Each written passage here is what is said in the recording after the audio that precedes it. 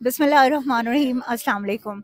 मैंने कल भी कहा था और अल्हम्दुलिल्लाह मेरी बात बिल्कुल सच्ची साबित हुई, क्योंकि जब आप अल्लाह पर यकीन रखते हो और जब आप हक सच के रास्ते पर चल रहे होते हो तो फिर आपको ये यकीन होना चाहिए कि अल्लाह जो है वो कभी आपको मायूस नहीं करता। बल्ला और बल्ले के पीछे वो शख्स कि जिसने 27 साल इस बल्ले के लिए मेहनत की, जिस शख्स ने 27 साल अपनी कौम के लिए इस निशान को संभाल कर रखा और इस निशान को इतना पुख्ता कर दिया लोगों के जहनों में कि आज जब इमरान खान की बात होती है तो बल्ले की बात होती है, जब बल्ले की बात होती है तो पाकिस्तान तहरीक इंसाफ की बात होती है।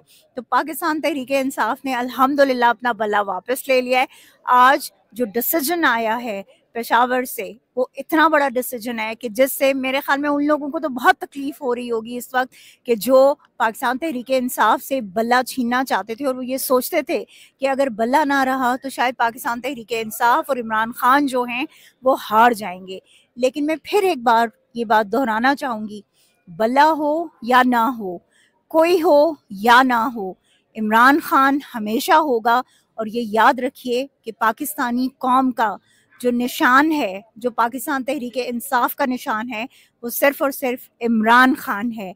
और जब तक इमरान खान है पाकिस्तानी कौम ना कभी हारेगी और ना कोई उसको हरा सकता है।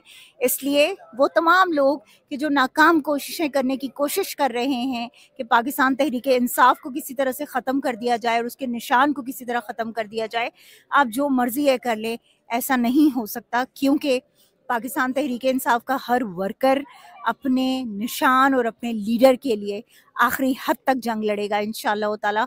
अल्लाह ताला आप सबका हामी और नासिर हो। पाकिस्तान जिंदाबाद, इमरान खान पाइंदाबाद। कौन बचाएगा पाकिस्तान? अल्लाह के हुक्म से सिर्फ और सिर्फ इमरान खान।